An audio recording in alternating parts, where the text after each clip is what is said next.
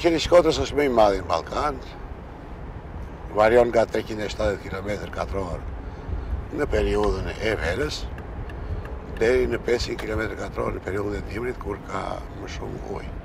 Ka një pasuri të madhe me florë dhe faunë. Ka 50 lloje zogjsh të cilët janë të përkujdesur nga konventet ndërkombëtare. Ka njëkohësisht peshq, ka njëkohësisht një numër bimësh, sidomos vegetacioni yllor, të cilat janë të rëndësishme të konsideruara nga organizmat ndërkombëtare, nga konventa, por edhe nga qeveria shqiptare. Në anën shqiptare ne e kemi konsideruar ose është marrë një ligj, një vendim i Këshillit të Ministrave për ta cilësuar atë rezervë natyrore të menaxhuar e kategorisë 4. Po mendohet që të kalohet në një kategori më lartë mbrojtje, zonë e rezervës së biosferës, e cila është një shkallë më e lartë mbrojtje. Dhe në fakt, vitet e fundit janë shtuar masat për ta mbrojtur më mirë Liqenin e Shkodrës.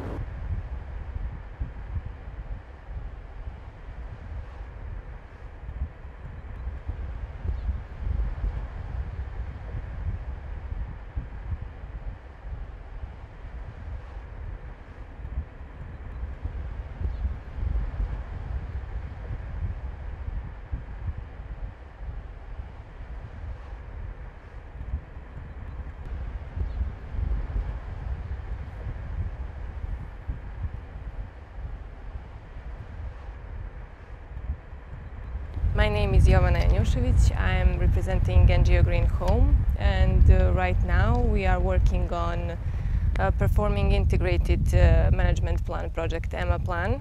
Our project is one of the components actually are monitoring of the lake's water quality and also minimizing agricultural impacts. So currently we are working on this. We are educating farmers how to protect their land, but also how to protect the lake because they are affecting it.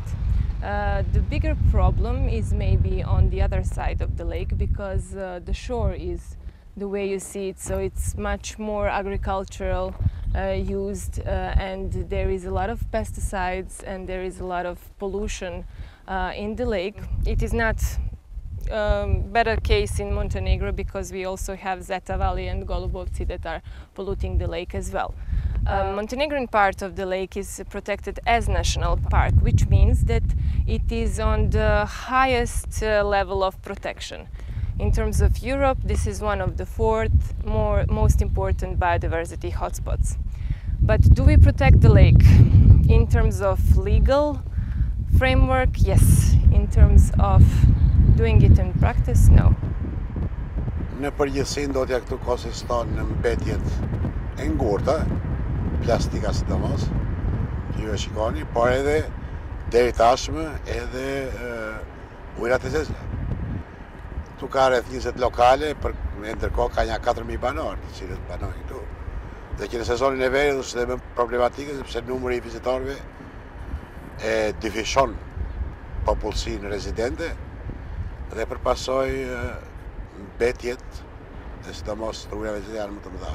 Nga ana lindore e Liqenit është pjesa ku kultivohen bimët bujqësore, ku ka një sipërfaqe rreth 17.000 aktualisht të potencialisht të punueshme, por që në fakt një pjesë e mirë e tyre janë lënë ndjerë dhe 7 deri në 8.000 hektar kultivohen çdo vit.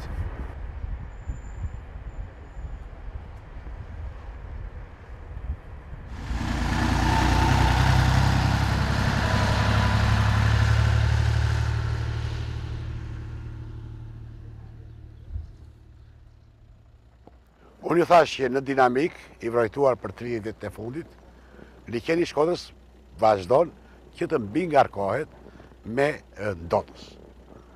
Dhe ndotësit kryesisht janë, ju thash, të ardhura nga kultivimi bujqësor, por gjithashtu dhe nga industrit që janë në pjesën e marit të zi, dhe njëkohësisht nga ujërat e zeza qoftë të Shkodrës, qoftë të Koplikut.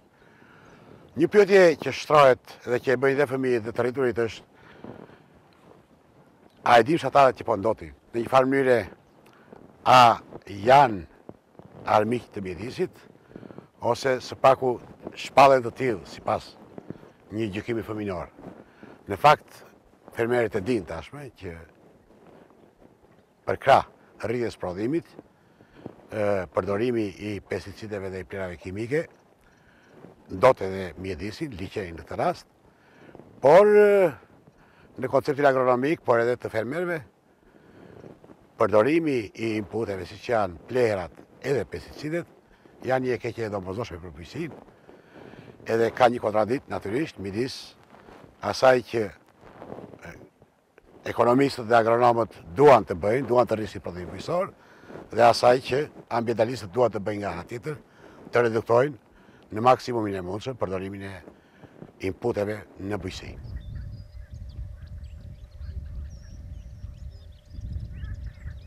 Ndër inputet që përdoren në bujqësi, pesticidet janë më të rrezikshme. Më të rrezikshme për dy arsye. E para sepse janë direkt, ndikojnë direkt në shtetin e njeriut, nëpërmjet zgjerit ushqimor, siç mund të jetë në këtë rast konsumi i peshkut, dhe së dyti, sepse jetojnë, janë rezistente dhe jetojnë për një kohë relativisht gjatë.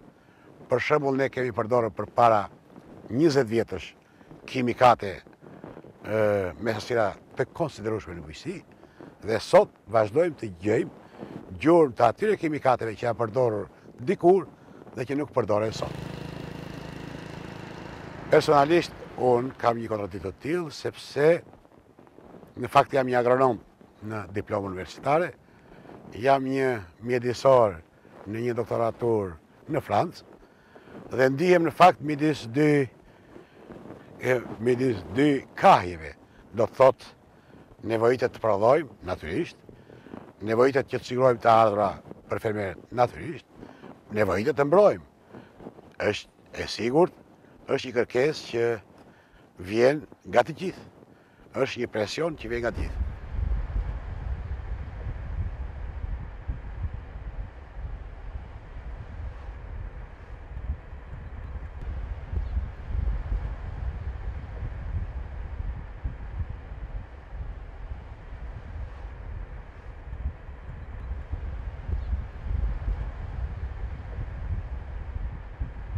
So basically we are on the spot where you can see the greatest pollutant of the Skadar Lake.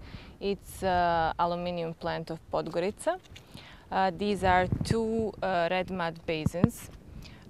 They are not working. The part of the factory that was contributing to these two basins is not working right now, and it's probably going to be closed forever, but still we have this amount of the red mud already in this area, while the other one that was made several years after is totally, let's say, it's leaking.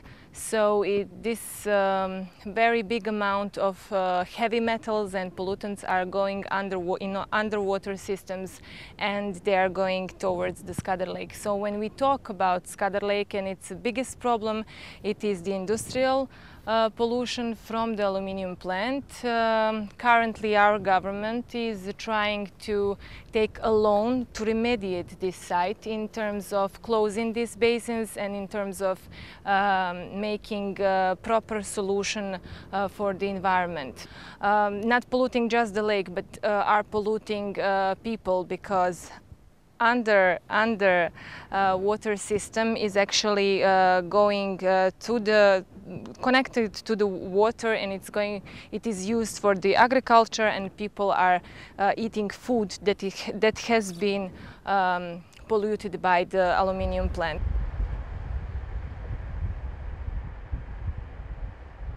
Analizat e bëra në laborator që përshpejtojnë kohën dhe kushtet, më thënë sekuencën e kohës dhe të kushteve. Për shembull, plastika mund të vazhdojë deri në 1000 vjet që të kemi një biodegradim total. Xhami ose shishet e xhamit mund të vazhdojnë praktikisht për tërë jetën. Mbetjet e tjera mund të vazhdojnë nga 1 dhe 10 vjet deri në 20 vjet, në varësi të përbërjes gjithmonë, sepse që të ndodhë biodegradimi, duhet që të ketë mikroorganizma specifike të cilat e atakojnë lëndën nga e cila përbëhet kjo mbetje e ngurtë. Për sa i përket plerave kimike, ato janë të treshme dhe praktikisht jetojnë të rjedhën, nuk janë një trup material fizik, dërsa pesticidet janë një grup prej i tyre, që quhen në përgjithësi popse, që do thotë ndotës organik rezistent, mund të jetojnë deri në disa 10 vjeçar për të shpërbërë.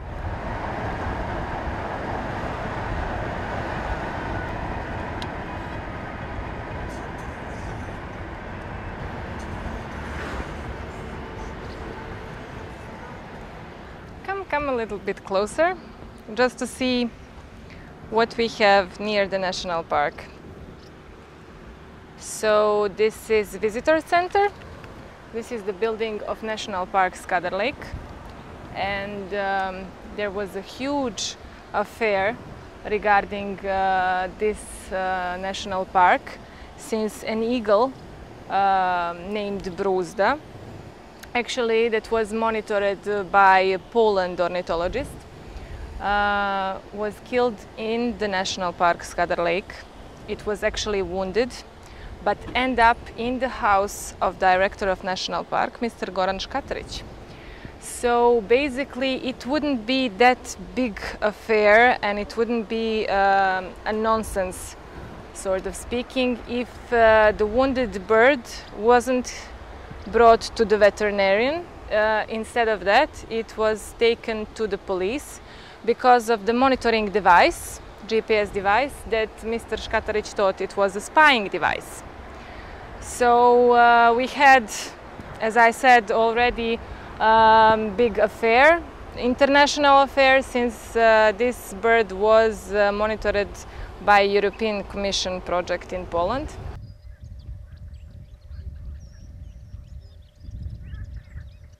A lot of foreigners are coming, and they are shooting mostly for fun on anything that is moving in the air, that is flying. So this is one of the maybe biggest problem, besides industrial pollution, besides water waste treatment issues, besides illegal dump sites. So illegal hunting is something that is destroying National Park of Skadar Lake. Vazhdon në Shkodër të bëhet gjyeti e palikshme si rregull, sepse në një zonë të mbrojtës në fakt nuk lejohet gjyeti. Vazhdon që peshkimi të bëhet gjithnjë tepër agresiv.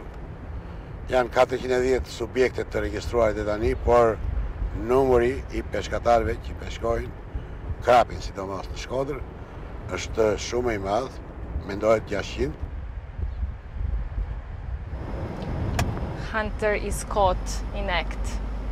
So this is the billboard that has been produced under this EU IPA cross-border project. Fish is going in this time of the year, because of the reproduction cycles, the fish is going to the shores, and they are just putting these generators in the water and releasing electricity. So it is basically killing all the fish in a very large area, so they just collect it. But it is more easier for them, it is cheaper, and it is faster, so they can react very fast. They put the electricity, kill the fish, get the fish out, and take it to the market.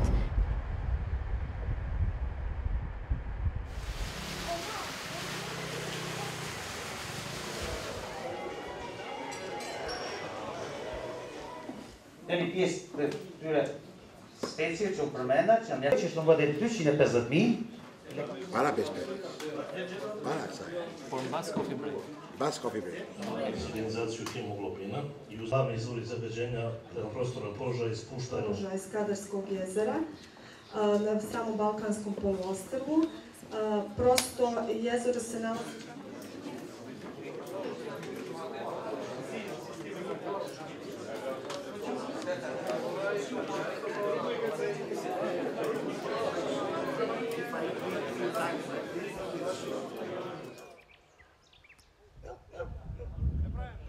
Uji që përdorim për një sipërfaqe, količine vode koju koristimo za jednu površinu, këto I llogarisim për një bimë brenda ditët. ovo možemo izračunati za jednu biljku u tokom jednog dana. Pra, ne mundohet që mos t'i japim më tepër se sa duhet. I mi se Na një herë 3 vjet bëjmë analizat e tokave, dim sa element ushqimit ka, edhe I japim kryesisht ushqim me ujitje, me pika. Gjithë serat janë ky model Gosmaç, ujitjet janë me pika. Toka nuk punohet më me dorë, sa është mbuluar me dasmë. I këtë matërësor